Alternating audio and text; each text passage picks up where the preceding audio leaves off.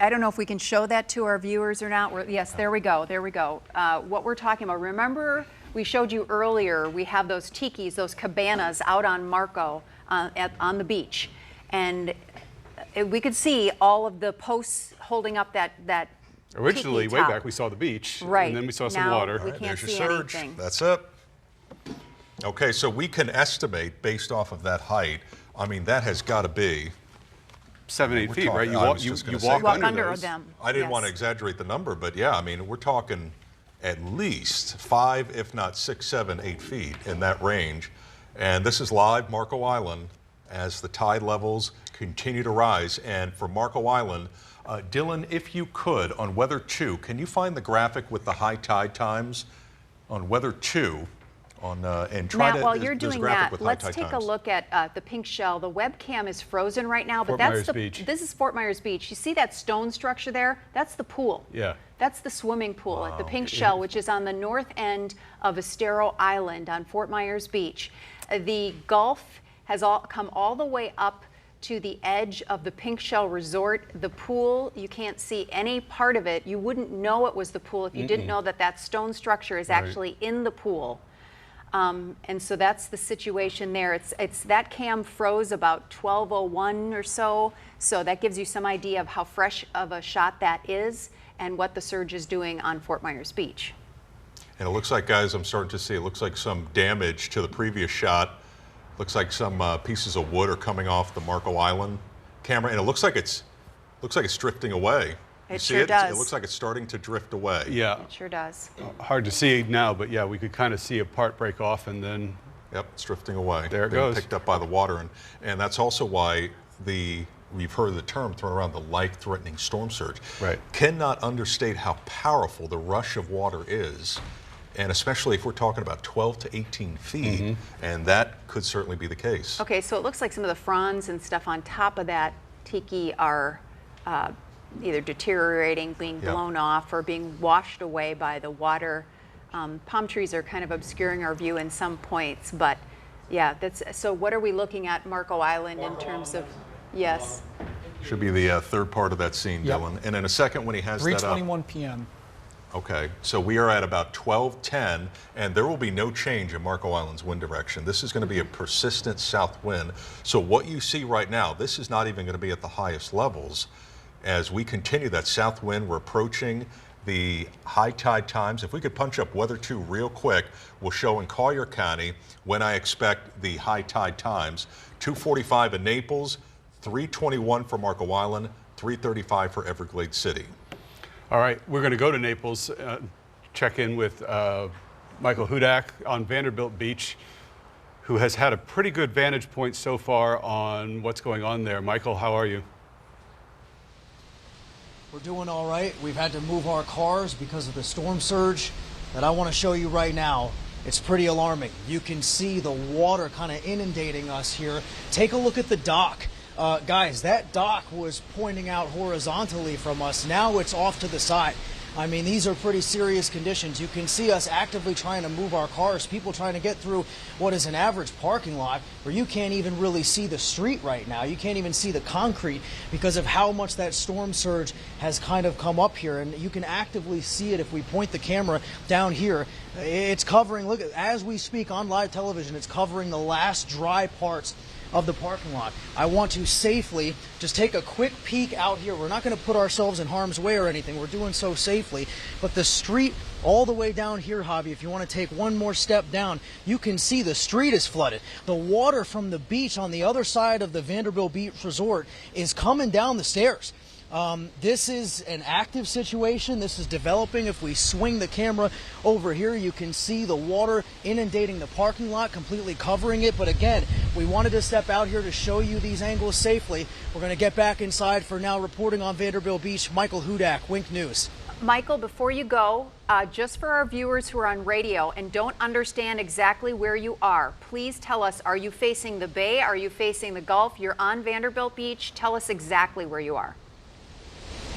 Okay, thank you for bringing that up. I want to articulate this as clearly as I can. We are in between the beach and the bay. We are going to walk up this staircase right now because, as you can probably hear on radio, it's pretty loud from the wind. Hopefully you can hear me a little bit better now. We've got the beach to my right, so we are I'm facing south right now. The bay is on my left side, and the water from both of those sides, Lois, is approaching us. From the beach side, it's going down the staircase and flooding that street right there, which is Vanderbilt Beach Road. And then you've got the bay on the other side. The water is kind of conjoining here. It's kind of meeting us in the middle. So again, for those of you that cannot necessarily see what I am talking about right now, we have a parking lot that's against the bay right now, and the bay and the parking lot, you can't really tell where they meet and where the parking lot ends and the bay begins because of how high the water is reaching. And remember, a couple of seconds ago, I was able to show you and articulate how the only dry parts of the parking lot were being covered up. Now you can see it's almost a half an inch coming up there from the parking lot. So for those of you that can't necessarily see exactly what's going on here, the wind is increasing, the rain is increasing, and the storm surge has made things extremely difficult here, where you cannot see the floor of the parking garage. So, as I mentioned, we're going to continue to keep you updated. We're going to do so safely because safety is the priority here. I'm going to send it back to you for now. Please stay safe, Michael. We really benefit from these reports. Thank you very much. That's a very thin slice of land, relatively speaking, between the Gulf and the bay there down on Vanderbilt Beach. So Yeah. It was good for him to describe for us exactly where he was and what we were seeing. And I just want to give everybody a heads up of what we could see going forward. Okay. I think that live shot that we had around Marco Island was very telling because they are getting essentially what others will get later. They are getting it first, then it's Naples, then it's Bonita, then it's Fort Myers Beach, and then all that water goes right up the Caloosahatchee. So it's almost foreshadowing. You still see the bridge okay, but yeah, you can see more and more water coming over the bank into our parking lot here. Just taking that as an indication of what people in downtown Fort Myers are starting to go through. The water is starting to rise here, and we are significantly up the Caloosahatchee from Punta Rasa. So if the water is starting to rise here, there's a good chance it is starting to rise in other places along the river. That's right. Up through Cape Coral, up through the McGregor Corridor, Iona area, lots of places with lots of people who have hopefully all left. On the Cape side as well, you know, Oh, the sure. Cape side, North Fort Myers, yes. Absolutely. So, I mean, this affects a lot of people. I do have a quick breaker. The National Hurricane Center has announced landfall. Okay, y'all just see that?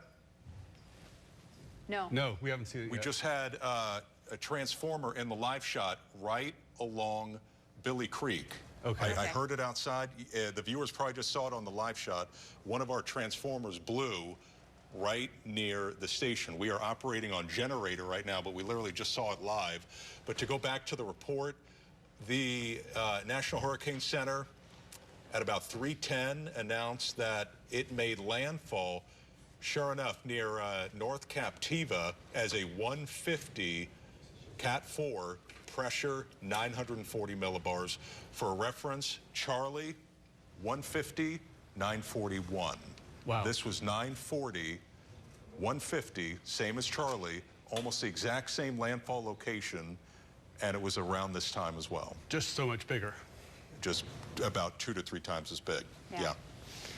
Keeping our eye on the water now. We're trying to keep you apprised of what's happening next in all the different areas in our viewing area, and one of the next to be affected is going to be this corridor here all along the river from, you know, Punta Rasa well past downtown Fort Myers, to see how far the water comes up, when it comes up, and how many people it affects, because there are homes all the way, pretty much all the way through there.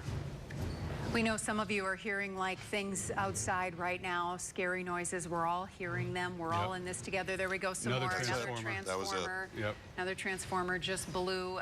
We're going to see a lot of that. Those of you who are listening on radio, we're watching from our tower cam right here on Palm Beach Boulevard at Wink TV, and we're seeing transformers down along Billy Creek, right along the roadway, blowing right now. And so we're seeing sparks flying, and I'm sure there's lots of things to mimic that all over Southwest Florida right now. Let's go a little bit east for a minute and check out I-75 at Palm Beach Boulevard. It's getting hard to check these cameras because the cameras can't hold still. But as best as we can tell, obviously very windy, and as best as we can tell, we don't see anybody on there, but we have an awful lot of wind now in the more interior portions where we hadn't seen it before. Let's go over to Russ McCaskey right now, who has some video of some water rescues. Russ, we don't like to hear this, but what are you seeing?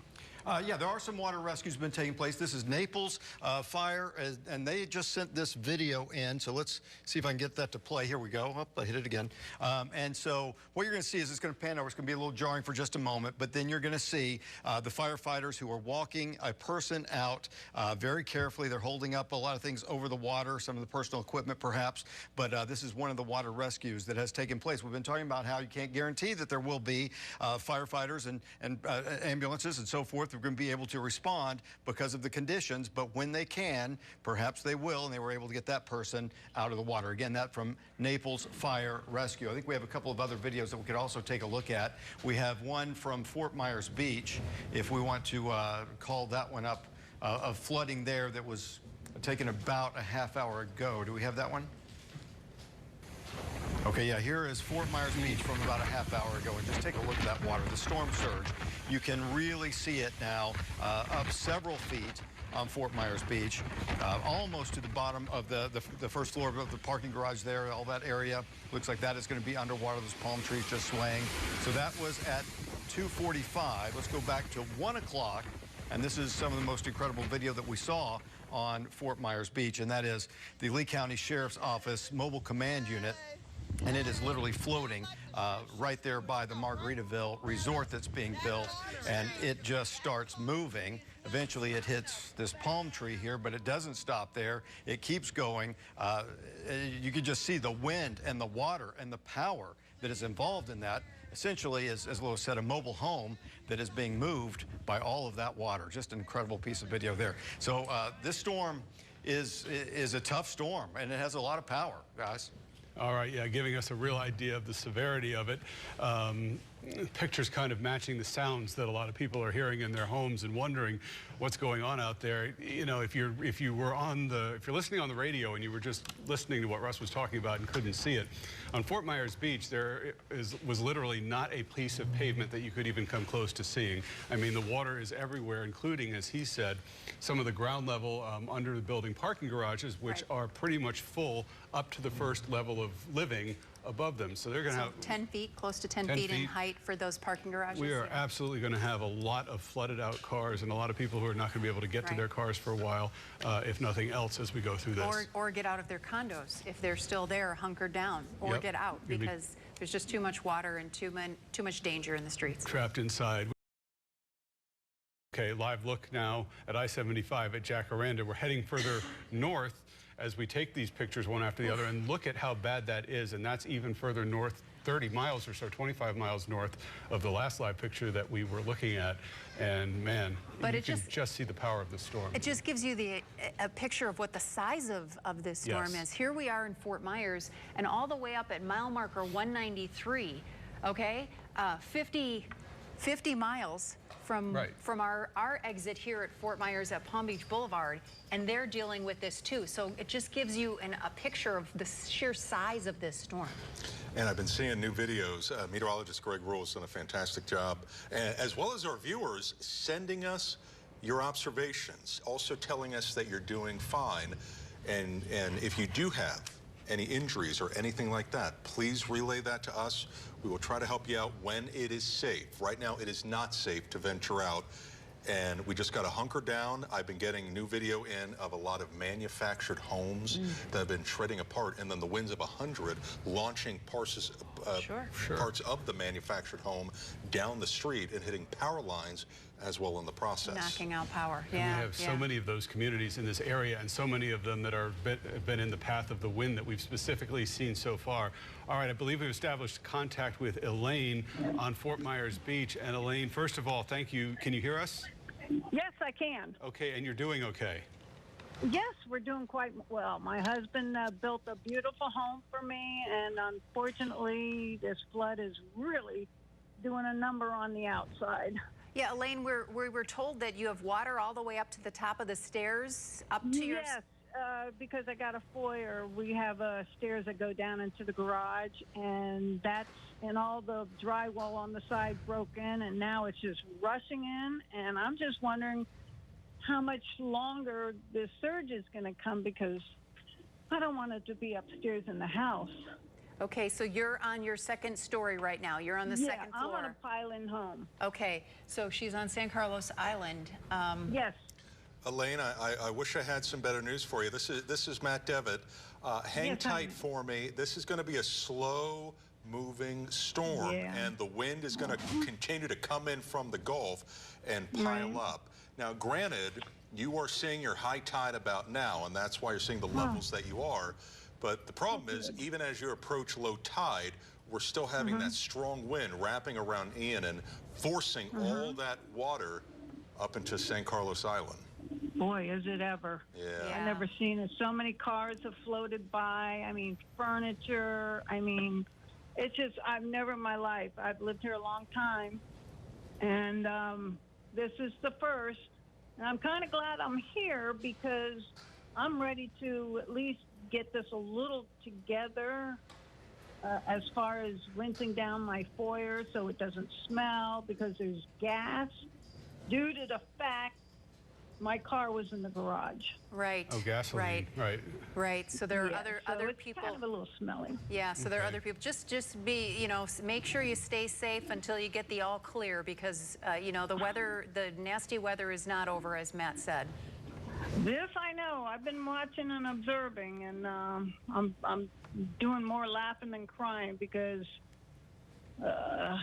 you have to laugh, because this is just the most insane thing I've ever experienced. And I've been through. I'm born and raised in Miami, so I've been through a lot of hurricanes. Elaine, I would like to tell you one thing, okay? You're basically at the halfway point, okay? Halfway? You're halfway, so hang on tight, okay? You got one more half, and then we can clean up tomorrow. So it's gonna, okay, so hang on tight. We're about 50% through for your location. So you got another 50%, and then this troublemaker will be out of the area, okay? Well, okay, so hopefully I don't expect any more surge, and I'll be okay up top in my house. The surge levels will still continue to pile up, but your saving grace at the moment is that Fort Myers Beach is peaking now with high tide. Gradually, as we go deeper into the evening, we will be approaching lower tide. Now, that doesn't mean you're not going to see surge, but that may knock off about a foot or two of the maximum surge potential. No, I'll take that. All right. All right. For sure. Elaine, Well, please thank stay you for safe. answering. Glad you have. We are. No problem there. It's just, I'm concerned of how much more is coming, and how much I'm putting everything up on everything, because that's how much the water is in. Yeah. But thank you for listening to me Thank you for and calling. answering my question. And we appreciate it. Stay safe. So glad she has an upstairs. Yes, absolutely. I mean, That's vertical evacuation. We've talked about that a lot today, because normally you don't have to do that unless there's a surge like this, or if there's some sort of water inundation like this. You really don't have to do the vertical evacuation otherwise. And before the storm, we had literally noted that there was the opportunity for life-threatening storm surge, and literally her life was being threatened by rising water, so she had to get to that second floor. And that is why people evacuated in the areas that were told to evacuate. Right. Taking a look at our parking lot again in Billy Creek, and right near the Palm Beach Boulevard and the river. As we watch the water come up, we can still see the Billy Creek Bridge over on the top right of the screen, so that's a good sign. But the water is clearly in our parking lot, and it's up a good foot in our parking lot, 1.5 feet, just in the flat part of the lot. Yeah, but you can't see the docks across Billy Creek anymore, and now we're looking at the area toward Palm Beach Boulevard. That's Palm Beach Boulevard. Yep, there's water there.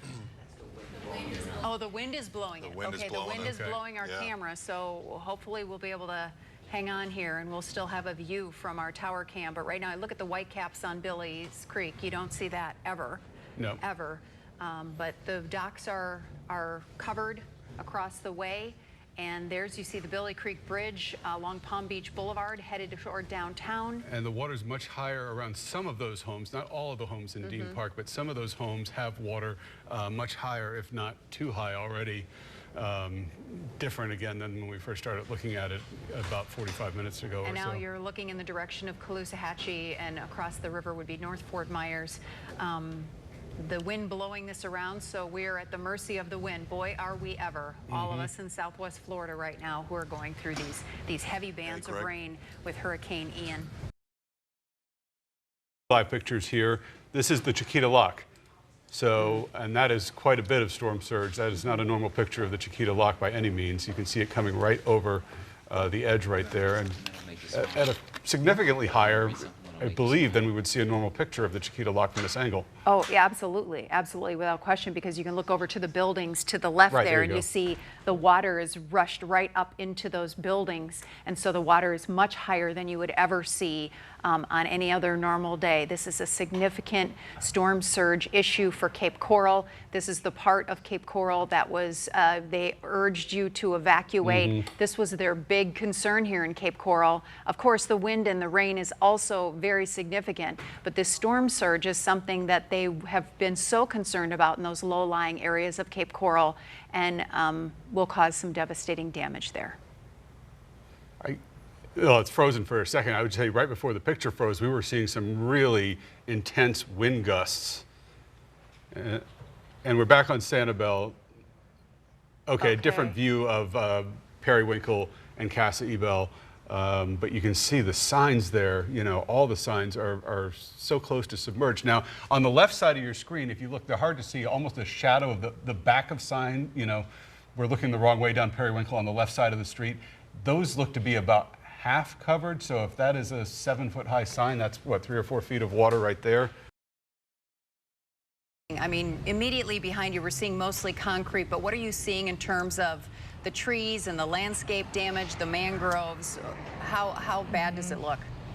Well, and I'll show you that first. If Jeremy, if you can zoom in to the mangroves over there. I mean, there's a boat just toppled into them right now. And on our drive up here, that's all we saw the closer we got to Fort Myers Beach, was just these boats pushed into the mangroves and in them. And I don't know if you can see, but Jeremy, if you can show these telephone poles back there, I mean, just completely tilted over, and the trees down, branches down. Now, I will say, I mean, since Thursday, driving around just about everywhere, you're just slowly seeing those pieces be picked up and those branches be picked up, but there's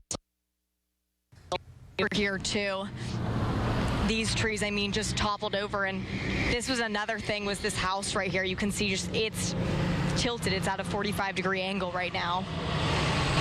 Yeah, there are some older buildings along the water there that have just been there forever, and some really well-established, you know, loved businesses in that area. Some restaurants and some bait shops and some, you know, just some great seafood places.